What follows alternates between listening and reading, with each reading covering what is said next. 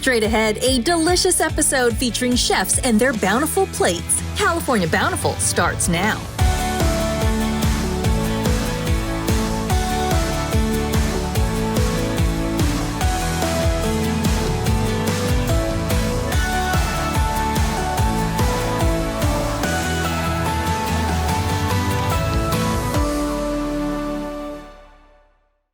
Hello and welcome to California Bountiful. I'm your host, Aubrey Aquino.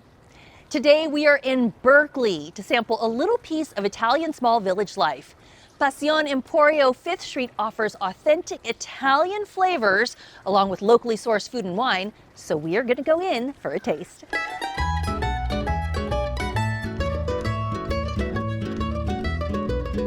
Passione Emporio is the last born of the Passione brand, and is a restaurant that we opened in 2020.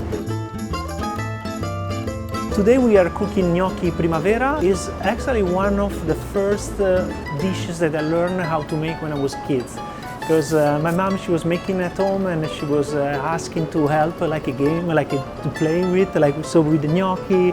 And I remember we were doing with the fork, and I always was sneaking to eat some of the raw gnocchi, and I love it.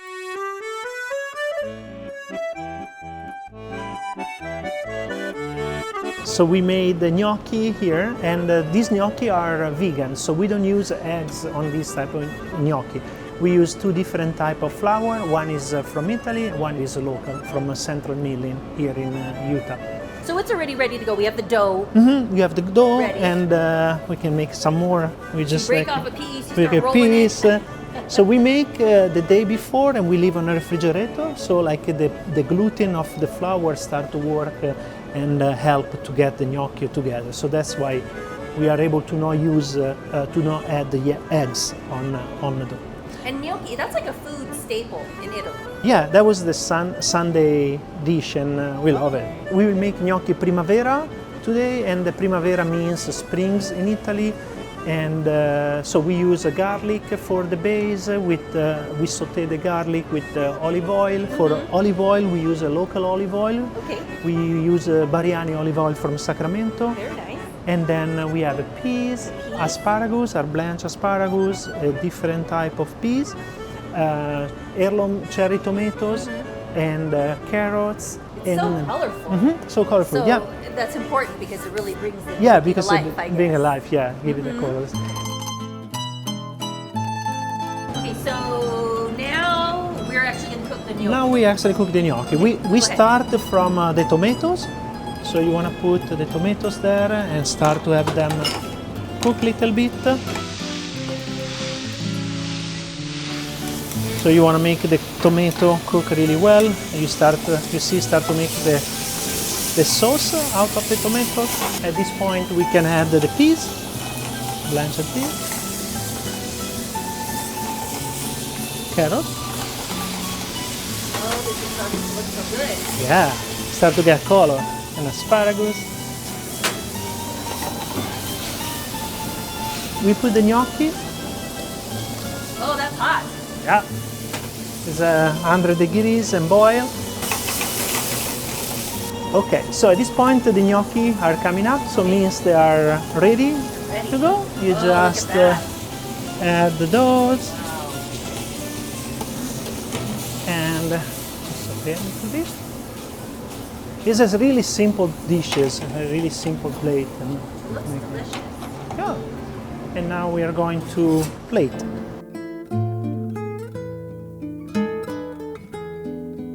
Is this gnocchi for one person or two? This one, 1.5. One and a half. Depends how big your appetite is. Yeah. Then we do a little bit of decoration. You decorate how you like to. A little bit of extra virgin olive oil. Oh, nice. I personally like with a crunch of pistachio, and here we are, gnocchi primavera. Now for a bountiful spotlight. Today we are hosting the 2024 California Nut Festival.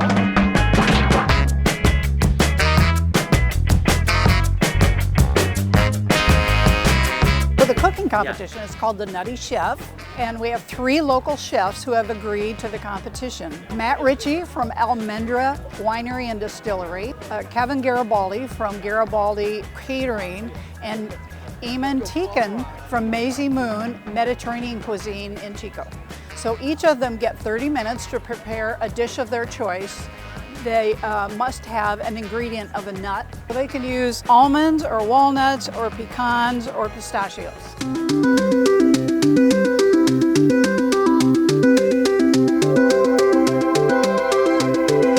I've been a head chef for about 8 years now. I've been cooking pretty much all my life. I've cooked at a lot of amazing places, from Fifth Street Steakhouse, Napa, at Ad Hoc, and then opened up about 4 or 5 restaurants as well.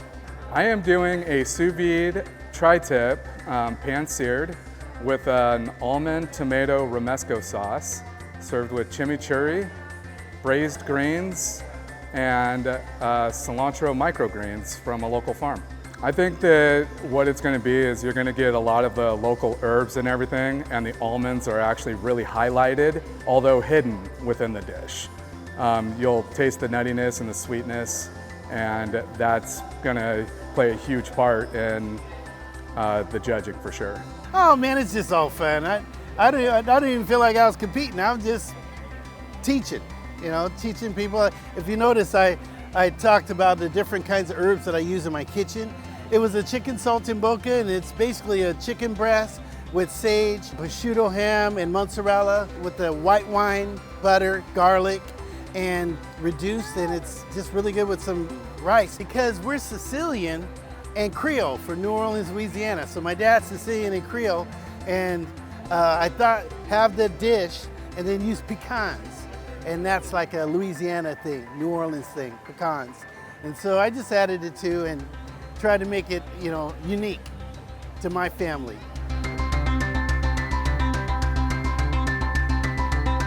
I don't have a competition here. I am here to support my community. I'm here to show real Mediterranean food, organic food, local ingredients. I don't think I have a competition here. I am making pistachio crust lamb chop with walnut, mashed potato, raspberry demi-glazed sauce, with grilled pepper and tomatoes. And the lamb chop is one of the most beautiful dishes that doesn't chew in the mouth. And if it is properly marinated, if it's properly cooked, it could melt in the mouth. After much deliberating, the winner of this year's 2024 California Nut Festival Nutty Chef competition is Eamon Teakin with Maisie Moon.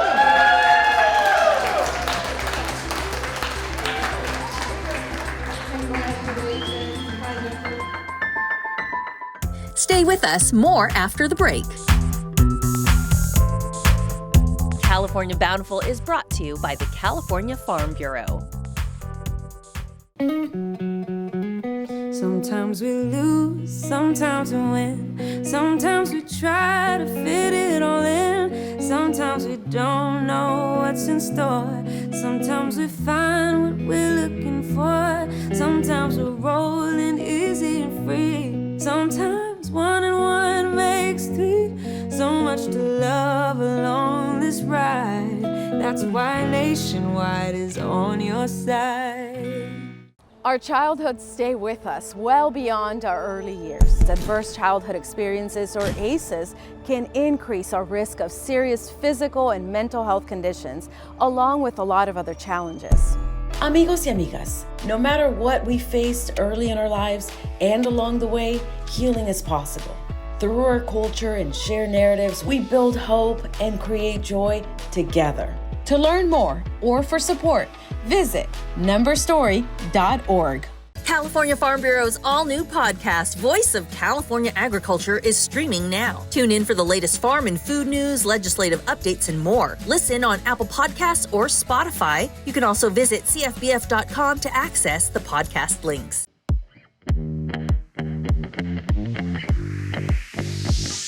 All right, so we're here in San Francisco at Miller Lux with Chef Tyler Florence. Is this where the magic happens? This is where the absolute magic happens. It's so good to be with you, Aubrey, and so good to be with everybody watching today. We are thrilled to be here in California celebrating the bounty of California produce. We're going to show you how we put together our Brentwood late summer corn chowder. We're going to puree the soup and put that together, and then I'm going to show you how to plate up one of our dishes. Okay, sounds that good. Sounds fun? Let's okay. do it. So you're going to be my sous chef today? Yes. All right, we're going to do this. What we have here is our setup. This is a high-speed blender. So this is going to create like the velvety texture for our soup itself, which is really important. This is a real big valuable tool in the kitchen that I think sort of extracts the soul out of produce. You really kind of taste like the velvety, it's like inside flavor profile if you can get it as smooth as possible. So that's what we're gonna do today. So sounds good. I love it. Okay, so we're gonna start off with our soup. This is our soup here. Oh, we got the soup. Yeah, soup is simmered, but let me show you what's on the inside of here, right? Can you smell that? Yes, it already smells so delicious. So Look tell at me that. tell me what you smell. I can smell the corn. Yeah. Okay, we got celery, we got like a little sachet bag of herbs, and then we also take it one step further. We actually make a stock out of the cobs of corn.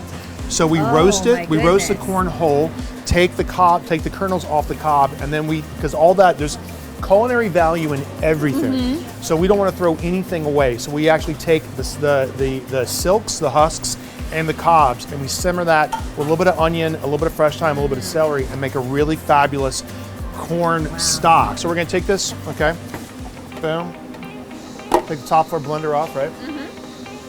And then we're just going to take our soup, and again, beautiful fresh corn, celery, okay, a little bit of potato for a thickening agent. So this is made with no cream. Okay, that's good. Yeah, nothing in the way to really kind of get the flavor profile. It's just pure, gorgeous vegetables. Oh my goodness. Isn't that pretty? Yes. You just know this is gonna taste good from the way it smells. And this hasn't been seasoned yet, so this is just pure, unadulterated, gorgeous farm flavors, and especially in the late summer, because you know we get corn until October, and it really starts to hit its pinnacle, I think, in flavor profile from late August all the way up to September. So you just get this like really kind of gorgeous natural element that I think tastes so great. We make pasta sauce out of corn puree. We make pasta filling out of corn puree for our corn agnolotti. So it's kind of one of our staple ingredients that we just love to use, especially this time of year. See how thick this gets?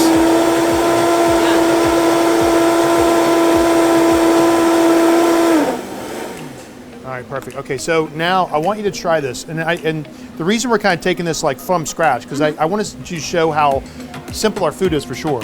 But then when you taste it, I want you to taste how pure and clean the flavor profiles. And again, there's no salt in this yet, but to me, as we cook, we like to taste the base flavor first. Here we go. Right? There's no salt in this yet. That's just pure corn, pure California flavor. It's already, this gorgeous. Just blended beautifully. Gorgeous, right? So to me, those are the things I'm getting goosebumps even talking about it because because the high-speed blender will extract the soul out of really gorgeous produce. I'm tasting the soul. Yeah, we're just gonna hit it with a little bit of salt on top, really kind of highlight some of those flavors, right? A little splash of lemon juice, and that's it. Salt and lemon, because we don't want anything to really kind of get in the way of the flavor, okay? Put it on one more time and blend it down, and then we'll kind of get into the final presentation with all the wonderful ingredients. All right, perfect. Now, Aubrey, try this one more time. Okay. All right, so we just simply hit it with a little bit of salt, a little bit of lemon juice, enough to kind of brighten the fresh flavors, give a little bit of like salinity to it, really kind of pop the natural flavors, make the corn have a more of a, isn't that gorgeous? Even better. Isn't that amazing? So it's just so simple and so beautiful, and literally we'll make this. So I'm gonna pour the soup right into this, our table side carafe here. So now let's put together the rest of the flavor profile for the soup itself. So this is what we do with the corn first. So we take the corn off the cob, all right, after we char it, okay? So again, nice smoky flavor. We're a steakhouse, so we like some of those kind of big, bold flavors. So we can add a little bit here, right? Nice, tender, concentrated flavor profile. All right, then we're also gonna add fava beans. Ooh, okay? I like fava beans. Yeah, me too. Fava beans are great. So those are like blanched and shucked, okay? And then we're gonna add, because this is like really kind of a nice succotash, we're gonna add a few different flavors here, right? This is a roasted red pepper that's been like nicely kind of pulsed down. And we kind of roast them with the skins on, and then we chop everything up, okay? Very good. All right, so then we're gonna add red pepper and we're also gonna add green pepper, all right? So one's gonna add sugar, one's gonna add a nice vegetative note, okay? And then we're gonna pull all these together with a bacon jam. bacon jam. Yep, exactly. So then we're going to give this a stir. And this is going to be the base for our succotash. So we start to kind of warm this up. So then we're going to take our succotash, and that's going to go down into the bottom of our bowl. And we're just going to make sure we kind of go end to end with this. We'll leave a little bit of room on the side because we're going to pour our soup table side, but we're going to do it right here in the kitchen. This is chantilly cream made with sun-dried tomatoes. That looks exquisite. Isn't that pretty? This is jalapeno that we minced, took the seeds out, and then we candied. So you're going to get the sweet and the heat all at the same time. That's one more little pop in this. So the other two peppers that we have there, the green and the red, are sugar, but it's not spice. So one little sweet spice right there at the very end. This is what it looks like when it comes to the table. Our beautiful Brentwood corn chowder. Here we go.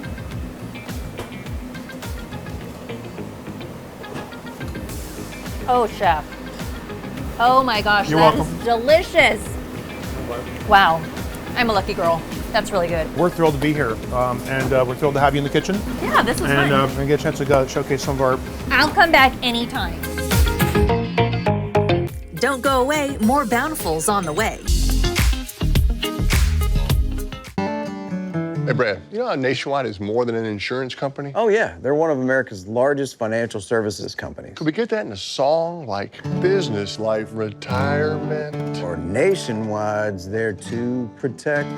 Maybe leave the songs to me. But I'm the one with 3 Grammys. I'm kind of the jingle guy. Not sure I agree with that. Well, I'm not sure I like your hat. Well, it would never fit on you. Wow. Are you looking to uncover more of the bounty of California's rich, diverse, and delicious food and wine scene? Then it's time to get social with us. Find even more great content from farm to fork and everything in between, like recipes, behind the scenes, on food and wine tours, plus useful info on what's good for you and so much more. Join an engaging community of like-minded foodies and tell us what great story ideas you have for us, too. So what are you waiting for? Get in on the conversation now. Find, follow, and talk to us on social at CA Bountiful. The California Farm Bureau has protected the diverse agricultural interests in the Golden State for over a century. As part of the California Farm Bureau, you'll add your voice to the combined strength of over 34,000 farmers, ranchers, and families through our state. That means more connections, more influence, and more opportunity to fight for the issues that impact your life. With your support behind us, California Farm Bureau's robust government affairs, federal policy and farm pact, and legal teams work tirelessly to advocate at all levels of government, protecting and promoting our shared way of life. Together, California Farm Bureau and our members are standing up for farmers, ranchers, and families throughout the Golden State every day, working to cultivate a bountiful future for all Californians.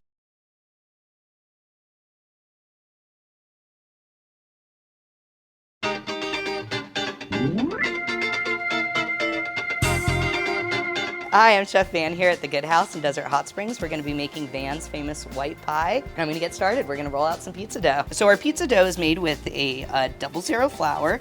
Traditionally, in many Italian pies, people like to use 00 flour because it's a little fluffier than your standard baking powder.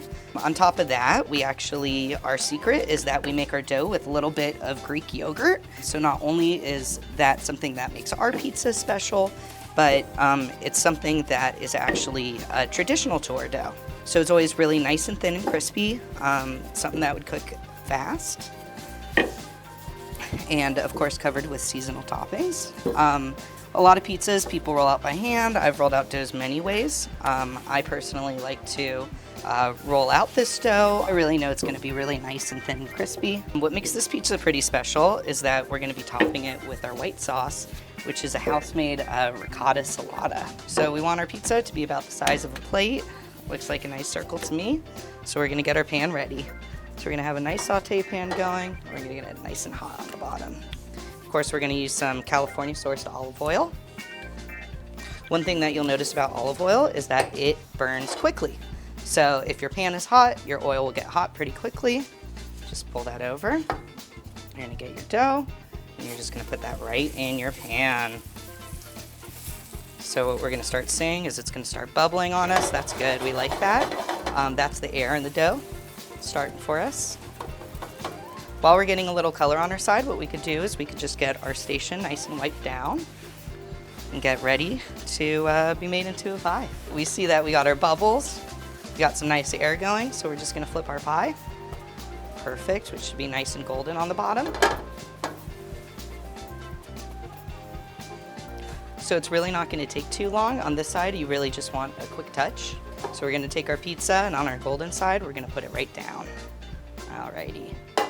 And the first thing we're gonna grab is what I was talking about earlier. This is our Vans Ricotta Salata. It's a house-made white sauce.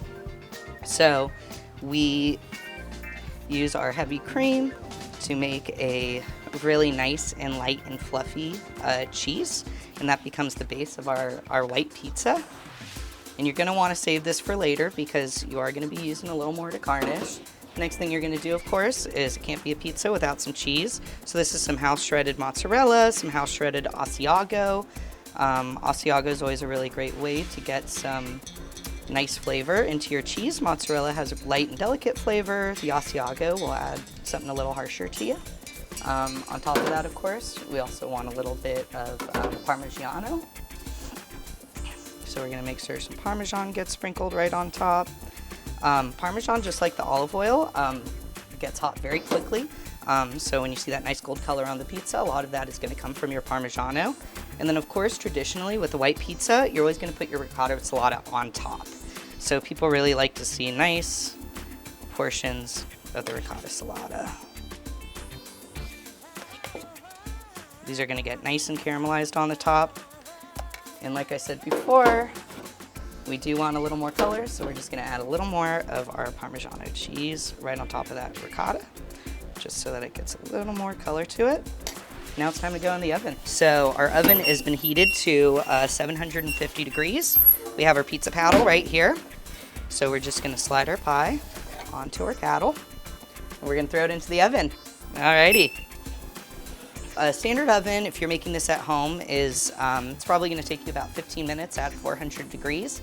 And it looks like our pie is nice and golden. We're gonna pull that right out. Awesome. All right, see that nice ricotta salata on top. Of course, we're gonna wanna make sure that we get some nice Parmigiano on top of that, right there. And then let's get this ready to cut. So we can actually cut it on our paddle right here. We're gonna take our knife, and I love to cut in half first. I go in half again. And we're gonna go one more time so that we have a nice 8-slice pizza. Can't have a pizza pie. That's some nice garnish on there. So we got some nice locally sourced parsley right there. We're gonna come back to that nice California olive oil. Just get a nice little drizzle on there, just to add a little bit of freshness. A little more Parmigiano. And now, we're ready to serve a Vans white pie.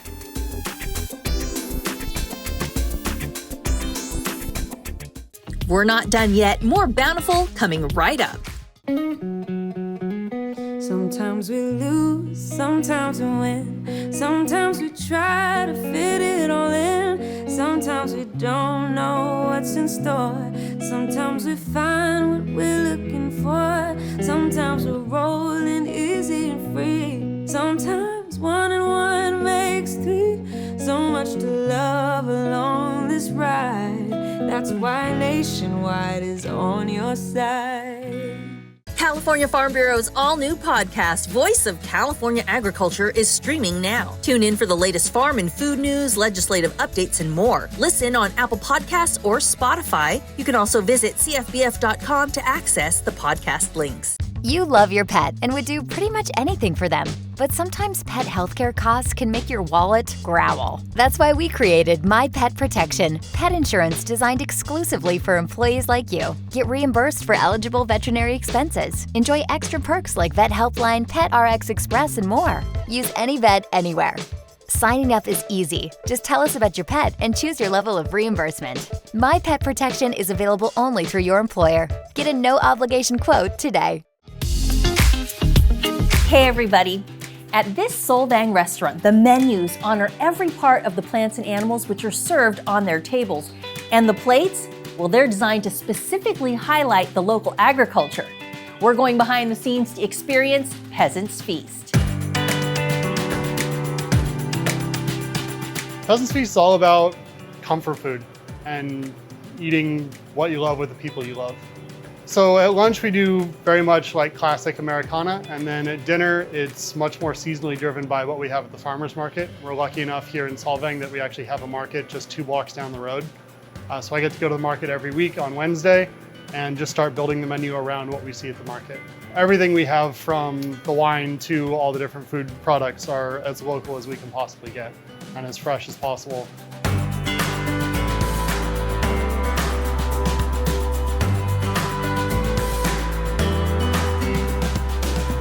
Hi, I'm Brendan Collins. I'm the chef at Peasant's Feast restaurant in Solvang, and I'm going to be making sea urchin carbonara today. We're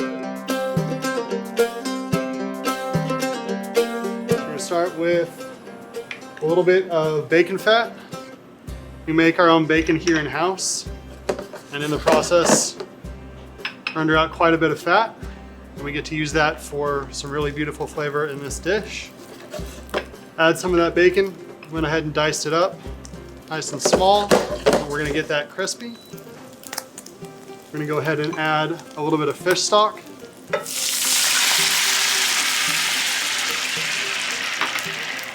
And some butter.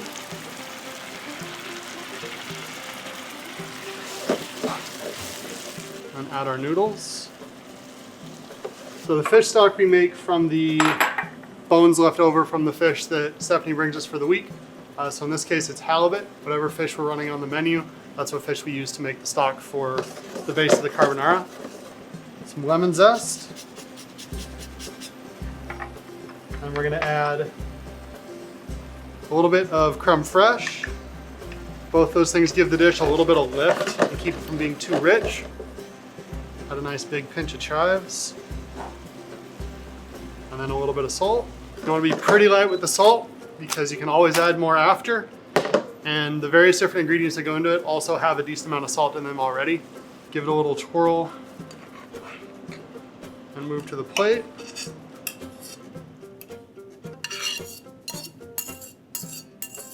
And then we're gonna finish it with a little more chives. Some Parmesan right over the top.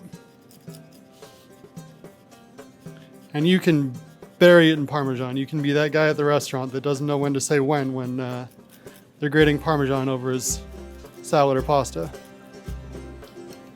And then our fresh uni.